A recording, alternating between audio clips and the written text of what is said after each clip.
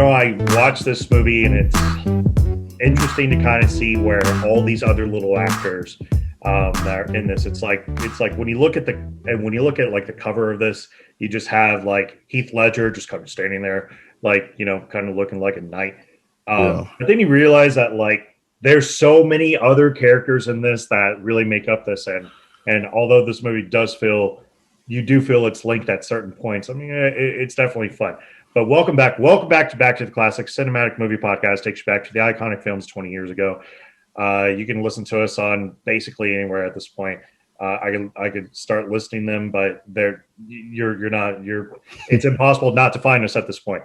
Make sure you download the app from Amazon, the Beat Network app. Make sure you check us out, beatnetworkonline.com. I'm your guy, Danger Neff, and with me is a special guest from our group. I kind of shot out like a message to kind of see how many people want to hop on, but a fellow podcaster, dude, and a fellow movie reviewer, at least, hopefully not too much of a critic, but fellow movie reviewer, Sirr Woods. How are you, sir? I am doing just fine. I'm glad to be on, back to getting to podcasting. I used to pod on Sirr's Movies. You can still find it, everywhere. But stopped doing that probably about a year ago, and I just missed scratching that itch. So I'm glad to be back in the quote unquote booth. Yeah, definitely. Yeah. You even when I took my month off, like I was sitting there and I'm like, oh, I totally want to like hop on this and like just start saying like all the shit. And I'm like, no, like get away, take care of this. But let's talk about you for a minute, man. So you had the podcast, obviously you said that you're coming back to it, but I checked out your website and you got a blog going, basically a blog going on where you're doing a whole bunch of movie reviews. By the time this episode drops, we're kind of expecting a whole new month of material that's going to drop it in. What makes you really want to get back into doing movie reviews and doing the whole blogging thing and all that? Really just to scratch that itch, like I said, podcasting, it's because I just, I love movies and love being able to sit for, once a week back in the time, talking for, 2 hours about some new movie that came out, something I loved, and so, at the time it kind of fell apart because me and my co-host didn't really kind of, get along, and I had the website going at the same time. So I just kind of got burnt out, and then some time goes by and I didn't have that outlet, I didn't have that outlet to rant about stuff I loved. So, got the website back going, Sirrwaka, Sirrwaka. Like I said, I only got a couple up now because I just started back, a little while ago. But by the time this comes out, I should have a few more going. And like I said, kind of get back into the vibe. I'm supposed to be guesting on Not Your Father's Movies. That's another podcast I listen to, kind of a bunch of dads. And then I actually have a separate podcast in the works again, but that's more just kind of dad talk, not necessarily movie. So like I said, this is a way for me to scratch that itch, get to talk about a movie I like, and just kind of go for hours on it. That's what I love. Yeah, definitely. With the dad talk stuff, I'm assuming, do you guys like sling out like a whole bunch of dad jokes, whatnot, and just kind of doing? Try to avoid it, but when you get a bunch of dads talking, sometimes it's just that's what you do. Yeah. It's funny because just before I hopped on here, I was like telling people around here like a whole bunch of dad jokes. I'm not a father, but I'm an uncle, and I basically take care of them anyway. But no, I definitely feel that. It's good to have you, man. You were obviously, I invited you on because you're a prominent member of the group, the Back to the Classics Movie Talk group. Make sure you check us out on Facebook. And I'm very excited. And what's cool about the topic that we're getting ready to talk about, the movie that we're getting ready to talk about, is it's very much like, I feel like it kind of played so much into our teen years. I think you're about the same age as I am. I'm going to be 34 this year. 33 in a month and a half. Yep. There you go. So I'll be 34 this year, and this movie like played a whole prominent role. And I think what I remember most from this movie is the reaction afterwards when Heath Ledger was casted as Joker. They're like, the dude from A Knight's Tale? I'm like, yeah, the dude from A Knight's Tale. It's one of those things like when we were talking about what movies we're going to do, you had mentioned A Knight's Tale, and just in my head, for whatever reason, I'm thinking, oh, I guess, maybe, because I know the general rule is 20-year-old movies. So in my head, I'm like, oh, maybe they make an exception because it's such a good movie and blah, blah, blah. But I looked it up. It's like, this is 2001. You feel that time slipping by, because I just remember watching this so much and I remember loving it. I didn't realize this was a 20-year-old movie, but yeah. And it's hilarious when that always it's hilarious whenever I kind of like start talking about movies and I'm like, hey man, you know what turns like 20 years old now? And I like throw out the movie because I'm the one that makes the schedule. Everybody's like, oh man, that's like 20 years old. I'm like yeah, like that's we're old, my friend. We are getting up there in age. Like there's nothing to talk about. But original release date for this movie was oh my god, how am I so unprepared for that question? May 11, 2001. Yes, thank you so much. May 11th of 2001. I can't remember what shares opening weekend with, but I can tell you that there was a whole bunch of garbage right around that. I mean, a whole bunch of garbage. It currently sits on Rotten Tomatoes at a 59% by critics, but 79% by audiences. Do you think that's fair? I do. I think the 59 is disgusting. I mean, this is, like I said, this is one of those, when it was on Netflix, I watched it. I have it in my own personal collection. It's just one of those I love. So this is one of those kind of go-to movies that you can rewatch, however many times. So just 59% feels disrespectful.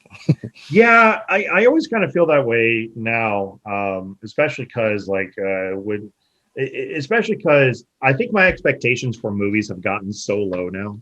that I'm just kind of like, you know what, like all right, whatever, we're just gonna kind of do whatever happens on this particular day. Let me see the budget. I have the date. I didn't have the budget for this one, but it's like you don't see too many. Budget 65 million, so you don't see too many kind of mid-tier movies like this. You see the big budget $200 million blockbusters, and then there's a lot of those what's the Blumhouse movies that cost $5 million to make, and they turn them out just to see what hits. But rarely do you see a good script, good director, just $50-60 million movie that you enjoy, that that you can watch. A lot of them they just throw something out there, and just kind of seeing what stick, because it's all about making money now. And I guess there was more risk back then. You could take chances on a different type of story, because just looking at this on paper, it's A Knight's Tale. It's about knights, and the tone is weird. It's kind of a comedy, kind of a romance, and it's just,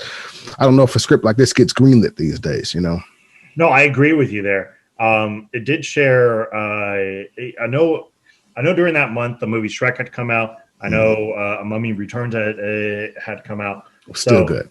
Yeah. Again, solid movies overall, but would this have really gotten greenlit nowadays compared to back then? But I also think that nowadays, the kind of movies that get dropped nowadays is almost lazy. Yeah. Like they're just this would have been a Netflix movie 100% right now. If this came out today, it'd be a Netflix really movie. Well in that. Yeah, but I really think so. Those things just kind of come and go. So even if what was the Charlize Theron movie when she was like immortal or something? The Old Guard. Yeah, Old Guard. See, that was a solid movie. If that would have came out in movie theaters, people would have enjoyed it. When it came out, on DVD or whatever, people rewatched it. It kind of would have been one of those movies that people remember being good. But now it's just something that got dropped on Netflix. People watched it for a week and it disappeared. So I don't know. No, it's true. It just kind of pops in and pops out. The other movies I actually dropped with during this time was actually Shrek, but I remember Shrek being a limited release at that point. Startup.com, About Adam, and Bread and Roses, which I'm just going to be honest, I have no idea. Yeah, I have no idea what that is. Outside of Shrek, obviously. Very cool. This is kind of a weirdly toned movie also. And what I mean by that is that I can't exactly tell you 100% what genre it falls under. It has some action. I could argue it's a sports movie. I could also argue that it's kind of a rock musical, and then it's a comedy, and then it's an adventure, and there's some drama and romance thrown in there. I mean, this is really like a hodgepodge of just material that just kind of vomits itself all over you. Do you think that kind of hurts the film a little bit? No, I love it. I'm the total opposite, because when you're when you're watching for the first time, you don't really know kind of what to expect. You think it may just be a traditional, what was the Robin Hood type of movie where it's just, you know, a hero, Right. blah, blah, blah, blah, blah. But then specifically when the crowd starts chanting, "We will rock you." It's like, what do you, that doesn't make any sense, you know, because it's a, you know, it's a old, what's the word I'm looking, what's the Like era? it's a medieval Yeah, movie. medieval. It's a This medieval movie, movie. Yeah. the time period of this movie is like the 1300s. Yeah. I'm like, what?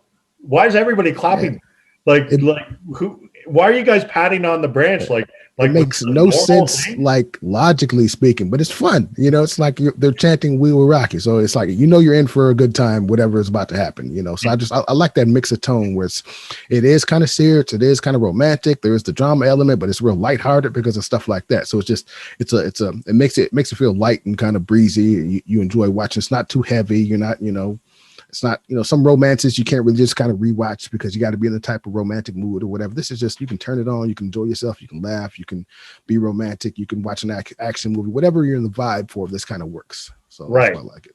All right, so let's kick this movie off. At a jousting tournament in 14th century Europe, several years after the Black Plague, young squires William, played by Heath Ledger, Thatcher, who is, if I'm not mistaken, that's Mark Addy. No, he's Roland. Wait, no, William Says, Thatcher. No, what am I thinking? William Thatcher, yeah, who's played by Heath Ledger, Roland, who's played by Mark Addy, and Watt, who's played by Alan Tudyk, discover pretty early on that their master is just straight up like dead. He's like, I'm pretty sure he died of dysentery. Like, I'm pretty sure he died like crapping himself to death because they have to approach him and then they're like trying to figure it out, you know, and they're like poking him with like a stick essentially, and then Tudyk just goes insane and just starts wailing on the body. yeah, I'm like, you're just contaminating the scene there, bro. Like this is a yeah. crime scene investigation at this point.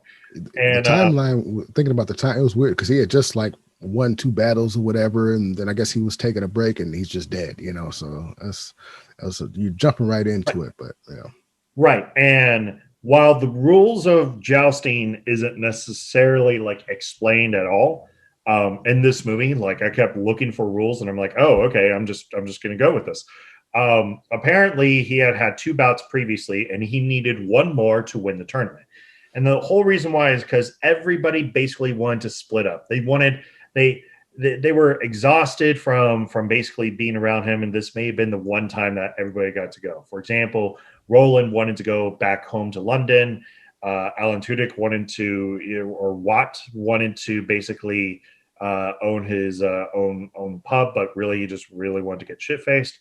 And you know, William is still kind of trying to find himself a little bit in terms of what he wants to do. So figuring out that maybe something's wrong, William decides to wear Sir Ector's armor to impersonate him to try to win this jousting tournament, and he sucks. He is awful. Like he can barely hold the spear or the lance right. He can barely like ride this horse, but he decides to give it a shot, and all he has to do is not fall off. As long as he doesn't fall off, as long as he doesn't fall off or anything like that, he should be okay.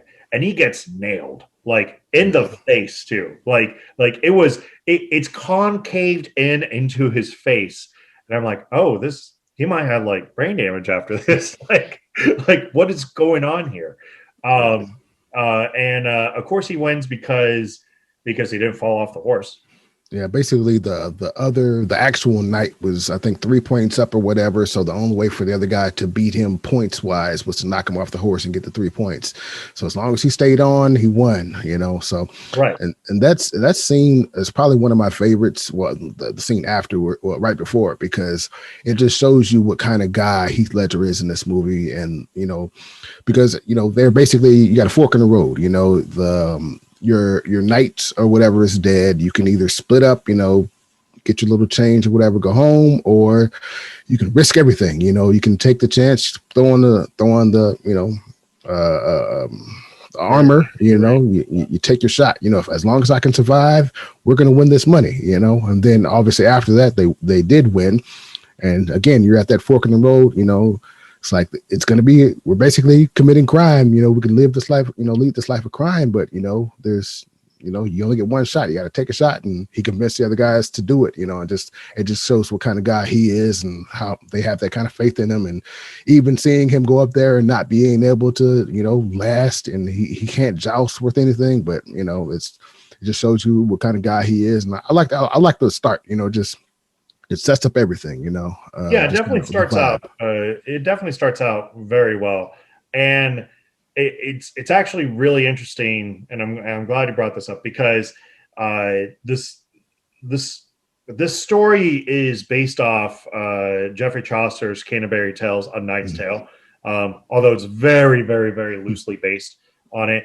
And one of the rules is that you have to be of noble birth to be able to compete into these tournaments. If you're not, it's actually considered a crime, which is really interesting that they really kind of hit on this. You know, what is the birthright of a person? You know, is a person legitimately allowed to can the regular man ascend himself to reach for the stars and become better than what his life is predestined to kind of be? I know that's super sci-fi talk, and that's not really what this movie is about. But it's at least good philosophical commentary that they kind of do. So of course, I think that's the idea of the whole movie. You know, it's just him being able to go higher than his station or what have you. You know, whether he's born of a peasant father, and he has those highfalutin dreams of becoming a knight one day. And you know, it's one of those fairy tale stories where normally that's, you know, you're stuck with what you got and make the best of your situation. But you hear about those fantasy stories of that one guy who actually did it, you know, and this is kind of that fairy tale story, you know. Right. And we then get this montage of them basically convincing, like, of Thatcher basically convincing everybody else, you know, that, hey, we should totally go for this. I'm going to take your money now. And like, this is what we need for like training. And this is a very silly, like training montage. They, for starters, like they have to figure out, it started out good because the idea was that they kind of had like the skeleton man, like the little wooden guy holding up the shield, and all he has to do is hit the shield, right? So it started out good, but then it like turned into like Alan Tudyk is holding the shield, you know, and he's petrified, and he's just not going to be a part of this. And then they do like this ring thing where they're dragging his ass basically as he's carrying this shield, and then they're dragging him again when he's wearing full set of armor across a lake, which any, I don't know, Dungeons and Dragons fans can tell you, like if you're wearing a heavy suit of armor over a body of water, you don't want to fall in. So I don't know. There was a lot that I really liked from this training montage. It's incredibly silly, but it's at least entertaining. We then get the introduction. To a young Geoffrey Chaucer, and when I say this is a hell of an introduction. Yeah, probably you know, top 10 movie introductions of all time, especially knowing who he becomes later on down the line. Is, you know, just seeing him walk up, you know, all you see is butt cheeks. You know? That is literally all you see. You see a pair of butt cheeks come walking up and just says morning, you know, and just like walks right past the group that's there. And it's none other than Paul Bettany playing young Geoffrey Chaucer. And I got to say, I was always a little bit worried, like after the training montage, could this little ragtag group of people really kind of survive the rest of this movie just based upon the three of them? And then what, you know, the potential, whatever. When Bettany is introduced into the group, it immediately like elevates the group into one of those that I really, really, really loved watching. Partly because Bettany plays about as charismatic as he possibly can. Like everything about his role and character in this, you know, it's just enjoyable. He has a way with words, obviously. So he's constantly using, you know, like, I don't want to say like big dollar words or anything, but you know, he doesn't walk or he doesn't march. He trudges through a weary depression for a guy who feels like he has nothing else to live, for example. It's just stuff that he kind of does, and it's fun. It's not necessarily, you know, need to be taken very seriously, but because Chaucer, who is a destitute, also has certain skills in terms of writing and making things and forging and making things look real, He conjures up a patent of nobility as long as he can travel basically with a group. That's the thing about ensemble movies. Everybody has their role. And it's just right. So before he came along, everybody, they had the heart, they had the guts, and they believed in Heath Ledger's character. But if without Paul Bettany coming along, that this movie would have been 5 minutes long, because they would have walked up, they would have not had the patents of nobility, they would have got sent away and in the movie. So Yeah. it's like everybody, it's just one of those things. Everybody has their role. They needed the Paul Bettany character to be, just him having that pizzazz, him riling up the crowd, him having the knowledge of about, being able to read and being able to make the patents and stuff like that. You need that kind of character to make the group work. So I mean, he can do it on his own. Everybody had their own role, but it's just, I love the ensemble movies that everybody just, you need every ingredient to make that pie work. And he was an awesome character.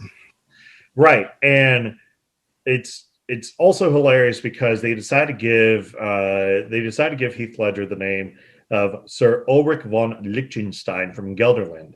And one of the things I kind of appreciate about this movie is that most of the people in this movie are kind of based on real people. Ulrich von Liechtenstein was a poet and a singer, basically a muse from Middle High German at the time, and was very, very well known for kind of spinning tales, which is always what was a little hilarious. And he was also very well known for being like the ladies' man. Like he straight up like wrote a book called Fraudenstein or something like that, which is services of ladies. And he literally like wrote that crap. I had no idea. And you did the research. Thank you. And Chaucer obviously wrote Canterbury Tales. They also introduced later on in this movie, and I am jumping ahead just a little bit. They actually introduced the Black Knights, played by James Purefoy, Edward the Black Prince. And Edward the Black Prince was absolutely a very real character, and he was well known as like one of the top generals of that time in medieval England. So I kind of appreciate this movie a little bit for making sure they're trying to get the time period right, making sure that they're while really playing with those kind of rules, obviously, make sure you're getting the time period right, making sure that they're getting real characters that are in there, and obviously it's a spin off. It's just a spin on a story, but it's something I kind of appreciate that they decided to do with this. Of course, as you kind of start getting to know the characters, you find out that Chaucer has a serious gambling problem and has to like pay up to a church 10 gold furlongs or 10 gold coins, which back in the day, that was a lot. That would be the equivalent of like several years of labor, because mostly people would get paid like 1 silver a month, and it takes like 10 silver to get to 1 gold. And so if you're thinking 10 gold, you're talking almost close to a decade just for you to actually own this stuff. And William demands, when he's kind of captured, that Chaucer is to be released and promises a payment. And during this competition, William's armor gets badly damaged. I mean, there's a straight crack right through this armor. And he decides to goad a fellow blacksmith, a female blacksmith by the name of Kate, into repairing it without payment. Basically playing on the female aspect of like, oh, you're just not good enough. But really, it's just another way to kind of get around whatever. Yeah, I love that. That was really smart writing. How they the other blacksmiths made it about her being a woman, so you expected that as a viewer for him to say, "Oh, they said that because you're a woman, you can't do it." But she's used to that, so he played on her ego. So he's like, "No, it wasn't even about that you were a woman. They just said you can't do it. You suck at it." Right. Then she was like, "Oh no, I'm doing it." So that's good writing. It twisted on his head. It doesn't go for the obvious, line or whatever. It makes you. Makes you work for it. Right. And one thing that's kind of understated here is that William is really, really good with the sword. Winds up showing up late to his own event, and literally they just kind of like hand him a sword, and this guy is immediately attacking him with the idea that you have to have 10 strikes against the other person to basically win the competition. And William wins it easily. This is with like a busted shoulder plate and everything. They couldn't even lift his sword up to block overhead blows. Because he won one day, he's able to pay off Chaucer's debt. In the joust, however, he faces against Sir Thomas Colville, who withdraws from the tournament after being injured injured by William. But Sir Thomas Colville, who's played by James Purefoy, is really just the identity of Edward the Black Prince. Which, if we can take a second, man, this cast everybody is somebody. You know, I can't even remember what I know him from, but James Purefoy, his face, he's got one of those. I've seen him in a bunch of stuff. I know his face, you know, and obviously Heath Ledger, Rufus Sewell, he's got that. I call him evil Mads Mikkelsen. You know, he's got that look. He's always plays the bad guy. You know, it's just there's so many characters in here that are from other stuff that I love. That's why another reason why this movie is just so like, I don't know why it's one of my favorites, is because everybody, you know, I know everybody from other stuff, and this movie is good. It works. Right. Rufus Sewell, I probably know best from like 3 movies. One of them was The Holiday, as he kind of plays the ex-boyfriend Kate Winslet. Yeah. He's also he plays the main character in Dark City, which is the most underrated sci-fi movie of all time, and he also played one of the main leads in Man in the High Castle. The Amazon Prime show that was on for a little while. Something I always appreciated. James Purefoy, Altered Carbon. He plays. He basically plays the guy that the contract is out against. At that point, he also plays Mark Anthony in Rome, the HBO series. Yeah. So yeah, no, you're absolutely right. This is kind of a ridiculous cast of like. I don't want to say there's a lot of these actors are A-class actors. And what I mean by that is that you're not going to see them like lead a blockbuster anytime soon. Well, even like Mark Addy, he's kind of a side character in this, but he was Robert Baratheon in Game of Thrones. You know, he was like the main guy. Straight up Robert Baratheon. And I know him most like the Full Monty. That's another one of my faves from '97. Like, so it's like everybody I know from something else, and I love them in the other movies. So it's like this is just the cast I love on this. That's just another reason. But yeah, definitely.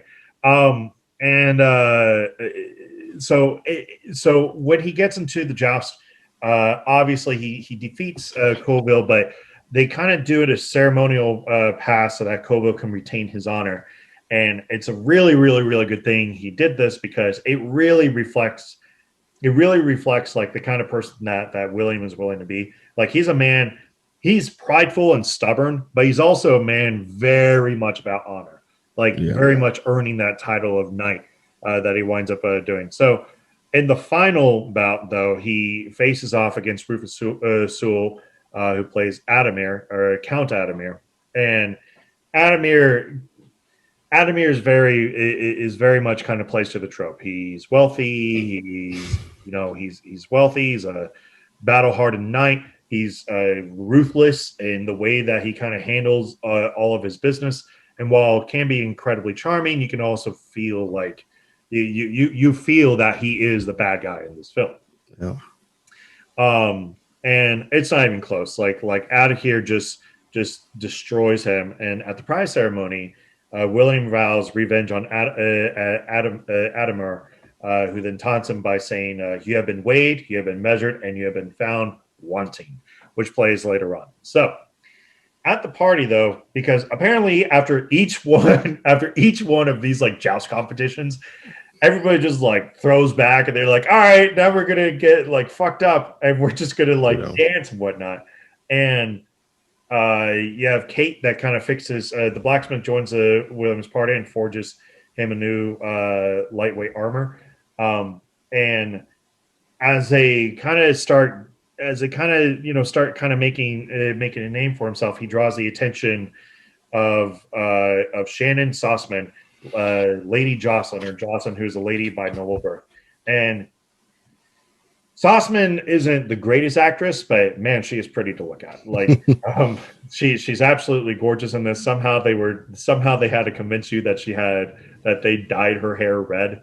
You know, like the tips of the hair was red. And I was like, how do you guys do that in medieval? I didn't even notice that. Yeah.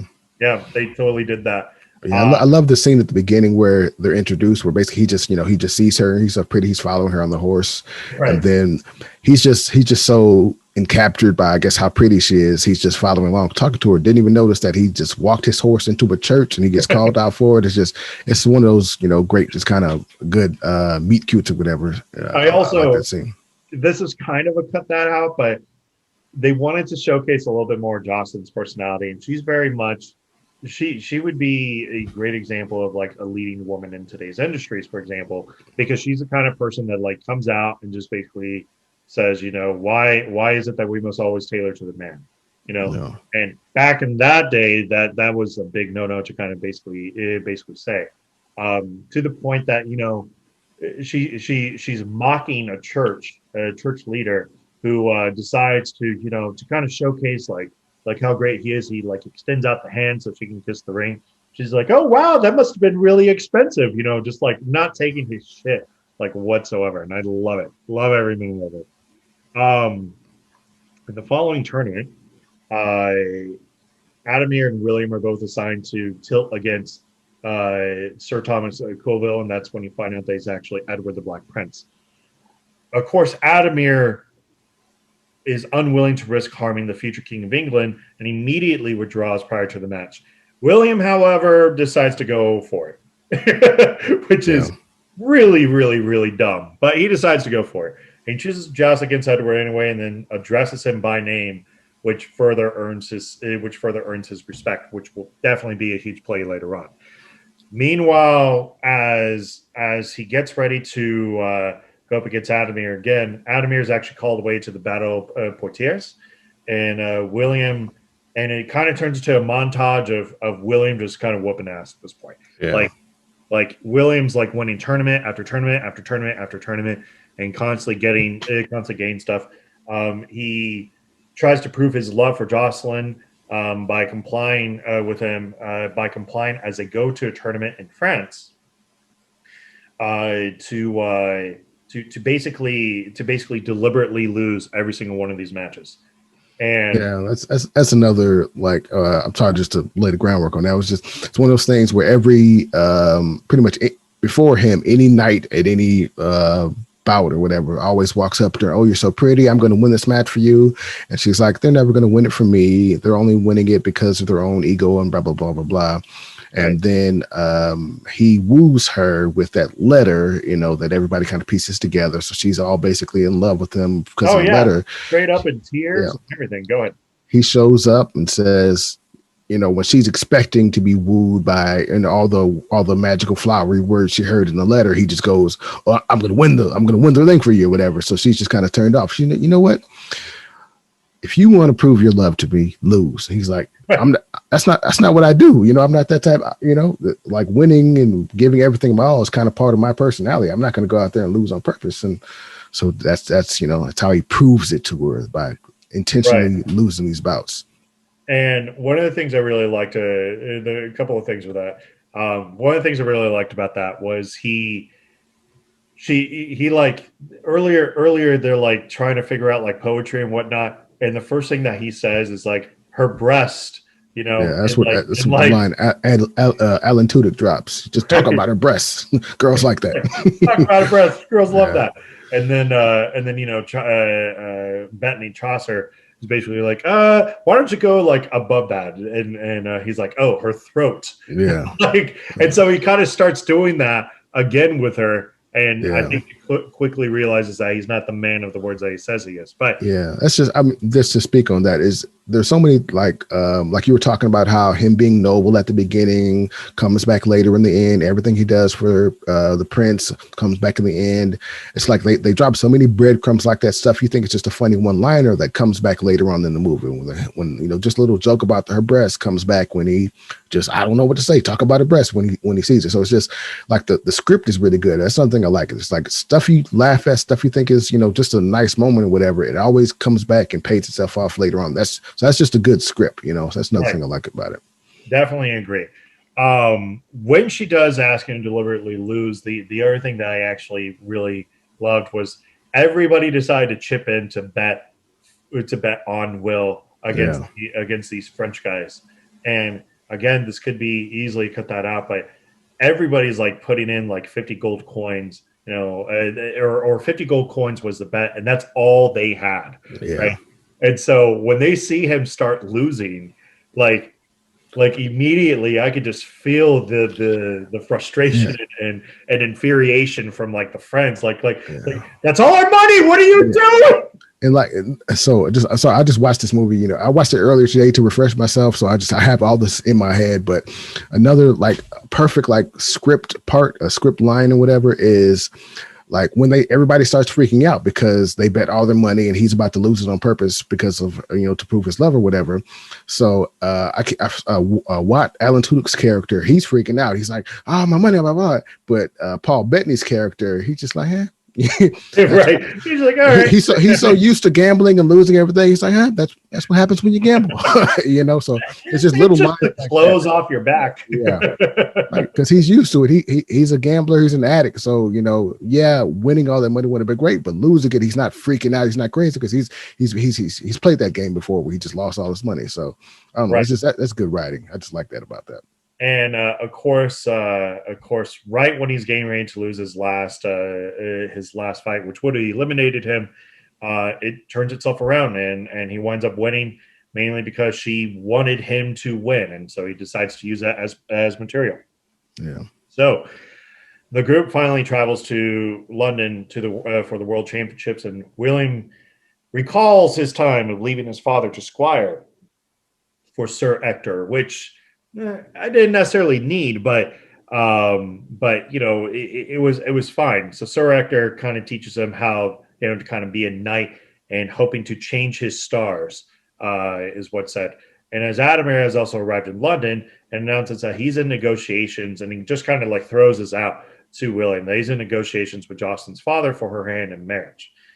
William begins to just dominate the tournament, and it's pretty clear that they're going to meet up in the finals. When he decides to visit his father after basically taking a horse ride down, shit part of town, and he's like, "Oh no, I grew up around here." He's kind of telling this to the girl, to a little girl, and the little girl informs him that his father is still alive. Decides to travel up. The father is not blind.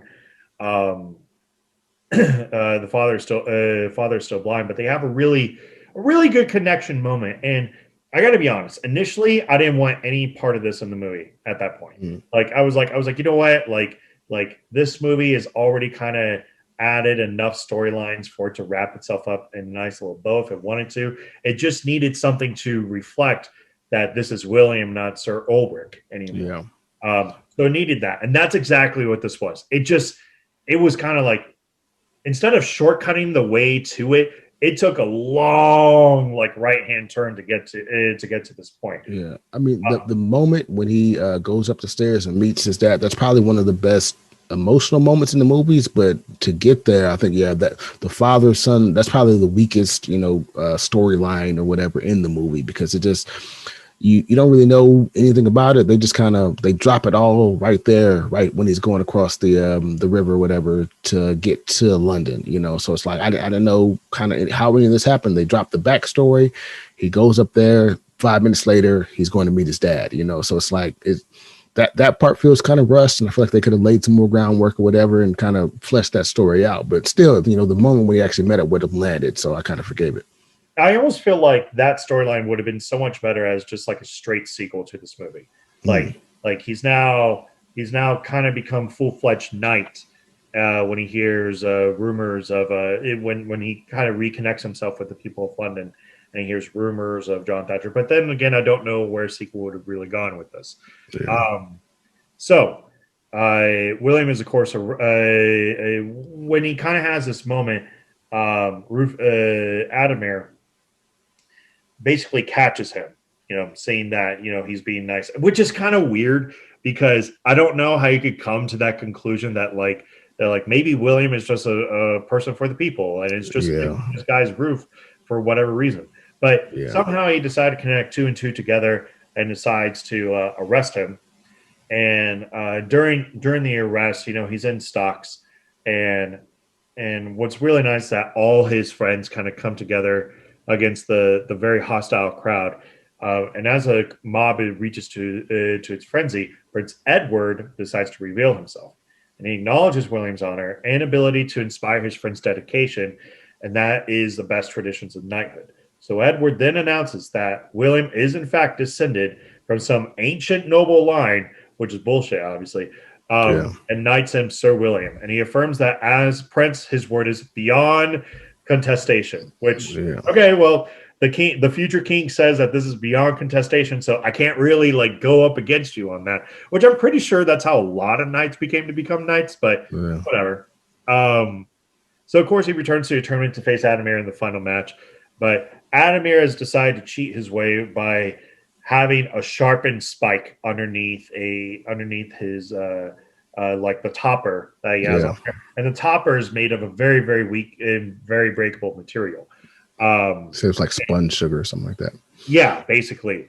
And of course Adamir decides to cheat and with this illegally sharpened lance and just stabs like William pretty easily, where basically the end of the spear is just kind of sticking out from his side. And that was the first pass. The second pass, William, after basically pulling out whatever, he can't even hold a lance anymore. And because he's losing by two lances, like the second lance, he gets creamed once again. He must unhorse Adamir in the process. So he demands to be stripped of his armor, which of course takes a little bit of time, but he gets completely stripped down to basically whatever his tunics were at the time.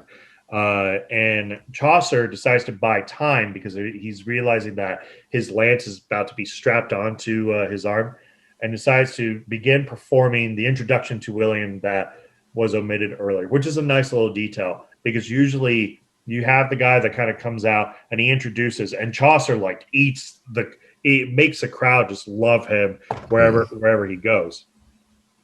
Bellowing his true name, he finally tilts against Adamir, and he creams him, and it's a crushing blow. So much so that Adamir must have been knocked out unconscious because he experiences a vision of William and his friends mockingly telling him that he's been weighed, measured, and found wanting. A little weird, but the visuals were worth it because I mean they said that line 2 times before, just laying the groundwork, so it had to come back, but it didn't really make sense in real life, so they had to make it like a dream sequence. But just the way that he was floating off the ground and spinning, and they were above him, like the visuals, like another thing. That's why I love the visuals of this movie. It looks great, but so it didn't really make sense. But because it looked so cool and because it was that kick-ass end of the movie moment, I'll let it slide. Right. And with his final blow, William wins the world championship, of course. In the ensuing celebration, Jocelyn and William embrace, realizing their full love with each other. It was realized much earlier in the film, but this just kind of reflects against the crowd how much they love each other. And Chaucer remarks that he should write an account of these events, which would obviously become A Knight's Tale in the Canterbury Tales. And that is A Knight's Tale. Yes, indeed. Pretty, it's one of those movies, for myself at least, that if it's ever, I'll put it this way, I'll probably never go way out of my way to try to watch this movie.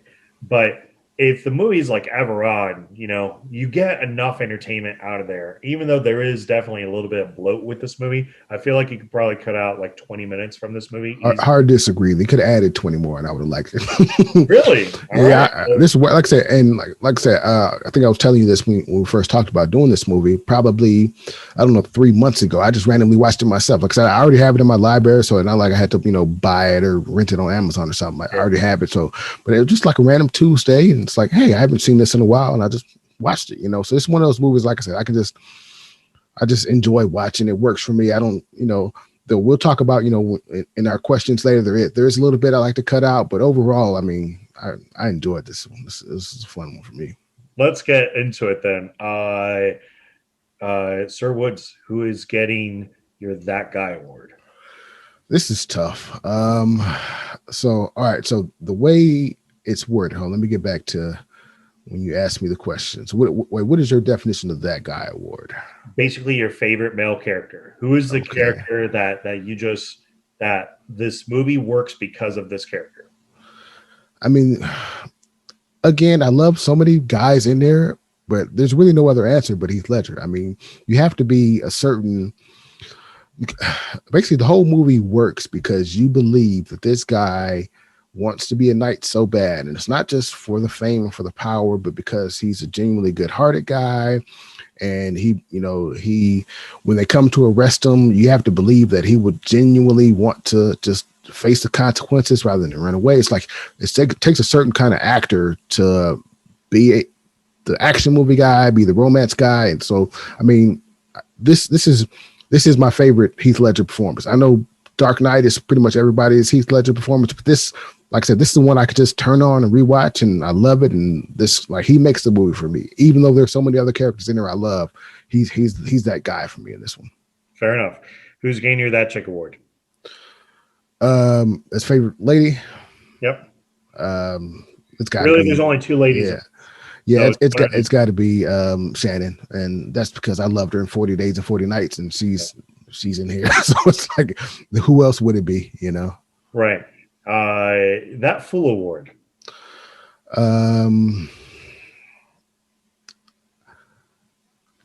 Nobody. There's nobody I would cut out. I love all the guys. You know, there's no guy that I think is well, okay, so maybe the dad. You know, if it's got to be anybody, because I mean, like, why do you exist? Why are you still? Yeah, I mean, there isn't much to it, you know, and it's just, and he kind of lays it on thick when he starts crying later, and like, why is he blind? You know, so I mean, yeah, so there's that's the only guy in the movie where I think, well, maybe we could do without him, you know. Fair enough. Cut that out. So 2 scenes. Scene number 1 that can be cut is at the very end of the movie when they find out that Sir Ulrich von Liechtenstein is fake and it's really William.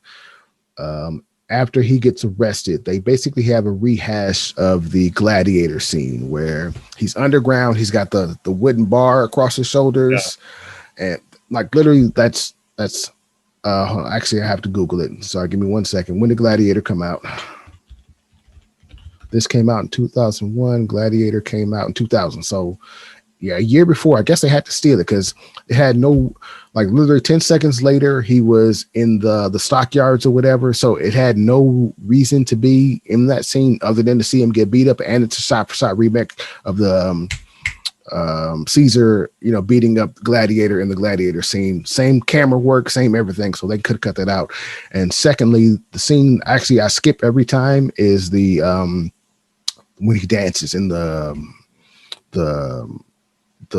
what's the word I'm looking for? Starts with the banquet. Yeah. After that first, when they make up the dance from his hometown or whatever, it doesn't really fit with the rest of the movie. It's too jokey, it's too silly, and him making up the fake dance from his home. I skip that scene every time. So that they could have cut that one out for me. Fair enough. Does this movie hold up? Absolutely. Like I said, I just watched it a couple months ago. I watched it today, and I'll probably watch it in a few months from now. And it still works. It's still funny. Camera work is still good, especially, you know, with the strong female lead being, you know, a type of today's character. This movie works 100%. It could have came out, like I said, if this was a Netflix movie that came out tomorrow, you know, obviously RP Heath Ledger, but this would work coming out today. It'd still be just as funny, still work just as good as a romance. Everything would work about it. It's aged perfectly. Perfect. And finally, iconic scene. Oh,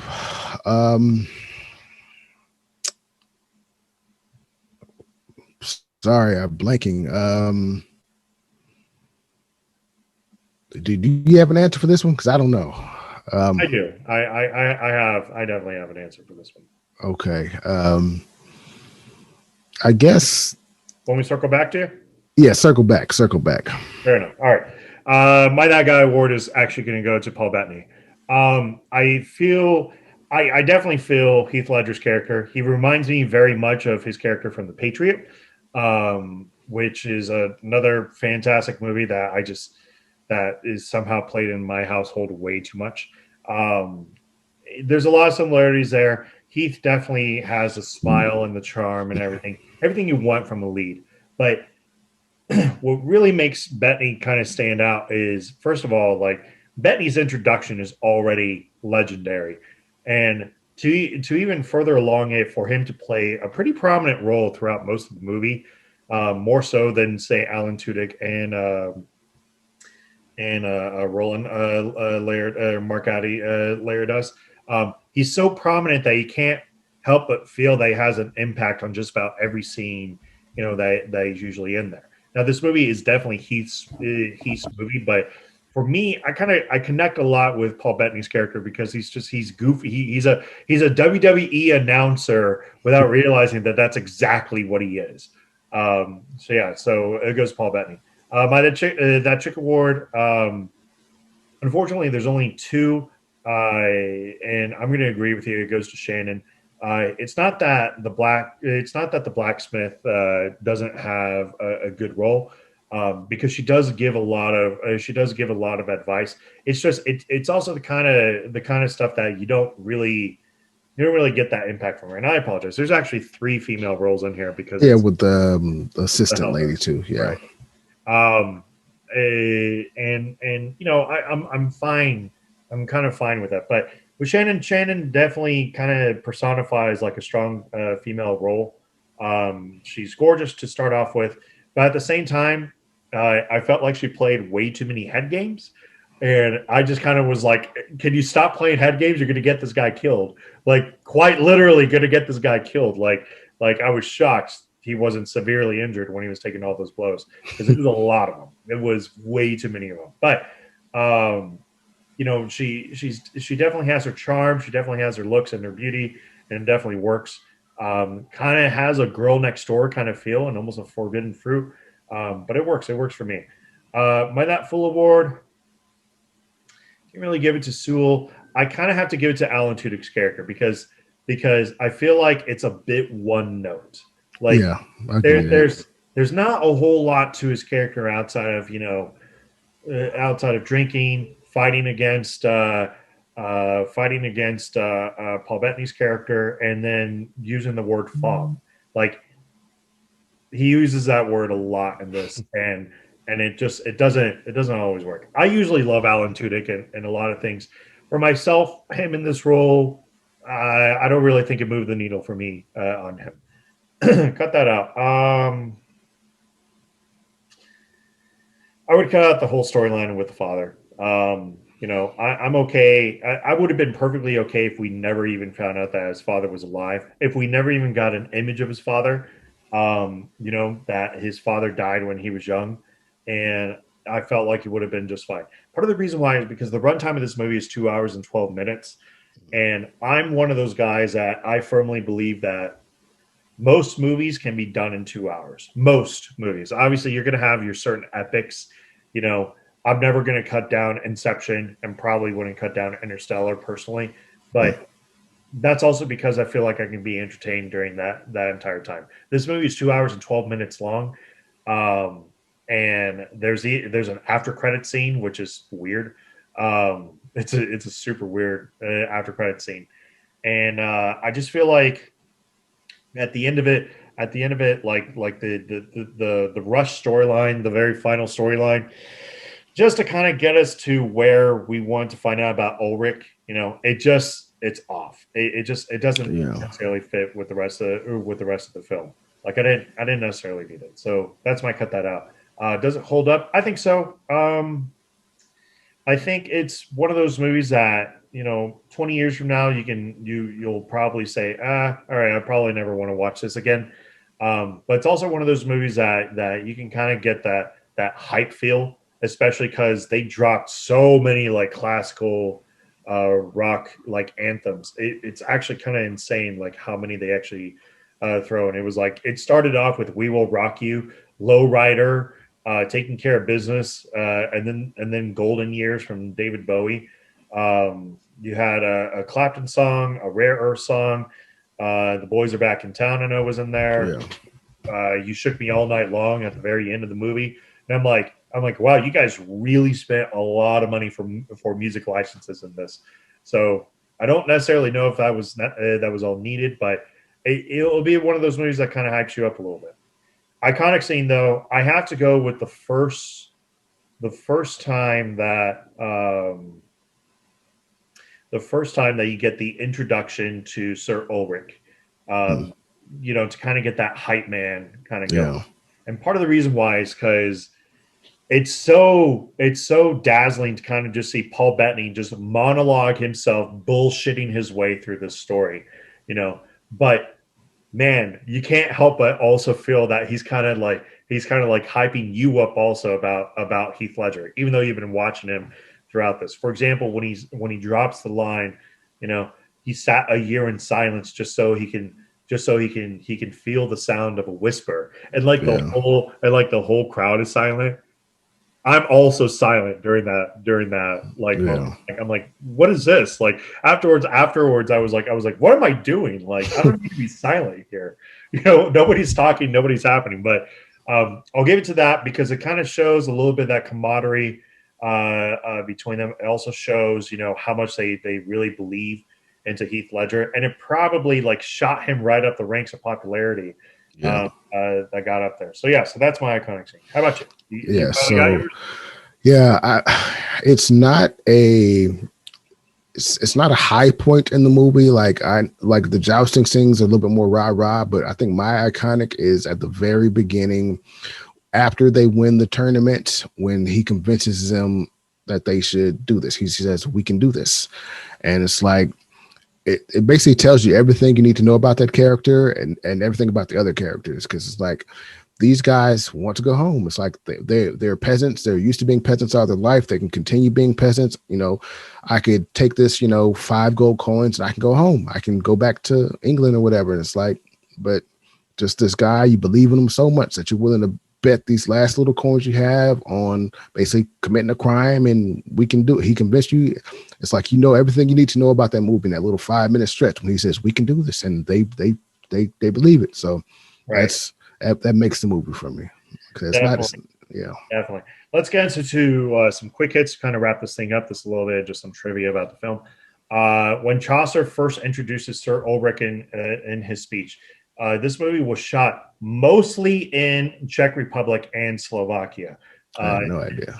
it is incorrectly said Czechoslovakia, which is not possible because Czechoslovakia disintegrated in 1993. So this was used in both countries. The crowd doesn't react at all when Chaucer first introduces Sir Ulrich in his speech. And the crowd doesn't react at all, mainly because they're Czech extras and they don't understand like what's exactly going on. So when Mark Addy loud prompt tipped them off to start cheering, that little awkward moment was left in the movie to make it a little bit funnier, which I love. Yeah. Love, love, love, love that. Obviously, Heath Ledger was largely an unknown at the time. Was cast on the strength of his production in the Patriot, mainly because, as you can kind of tell, Paul Bettany actually developed laryngitis because of all the yelling he had to do as Williams Herald. Yeah. Let's see. I'm gonna try to pull a couple more. Plenty of effort was. Oh! This is really cool. So the jousting was very real, like absolutely real. The thing was that the engineering made to make the sticks not so trying to kill the actors was actually really great. Basically, they created it where the splintering of it would convincingly break without taking out the stunt riders. They hollowed it out, and what they stuffed in between was actually dried linguine of all things. When you're seeing it explode, Yeah, I'm about to say I was wondering how they had to do some kind of to make every time you hit the joust, thing kind of shatters into 1,000 pieces. So yeah, it's just uncooked linguine and balsa chips. That's all it is. It just to make it like it convincingly explode. The initial scene of the 2 nights jousting, the first scene in the movie, is actually footage of Heath Ledger's stunt double in an accident. While filming it later scene, the stunt double's opponent, Lance, moved off target and actually hit him in the head. The double fell to the ground unconscious, and that entire scene was still used for the introduction, which is awful. I'll give you 2 more, and then we'll wrap this thing up. Heath Ledger knocked out one of director Brian Hegeland's front teeth with a broomstick when they were demonstrating a jousting move. It was several months before Hegeland's mouth had healed enough to repair the damage. He said it was the only jousting injury during the film. So, way to take it literally on the nose. And finally, when Chaucer first introduces Sir Ulrich at the joust, he makes a point of including the lower classes, saying, "And everyone else here not sitting on a cushion." This is a reference to the Beatles' Royal Command performance in 1963, when John Lennon introduced the last song by saying, "For the people in the cheaper seats, clap your hands, and the rest of you, if you just rattle your jewelry."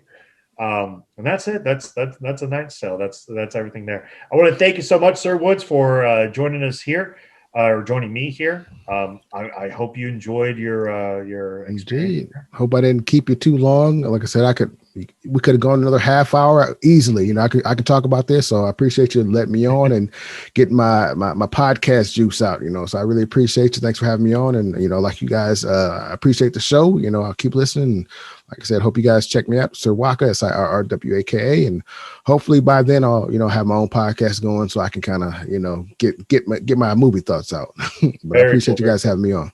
Did you have like an IG page outside of your own website that you wanted to promote or anything like that? No, not really. I'm hardly on it. Very cool. Works for me. As always, you can find me at David Neff at Facebook, Instagram, and Twitter. You talk to me and I'll talk back to you.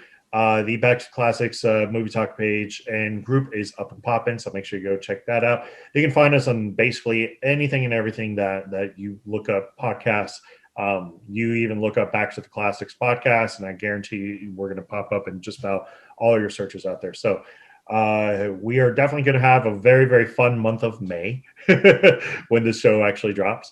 So make sure you check us out. I'm going to be back here the next week doing my thing. So once again, I want to thank Sir Woods and shout out to all the people over at Beat Network. Check us out, beatnetworkonline.com. And that pretty much does it here. Thanks again, and I'll see you guys next week. Peace out.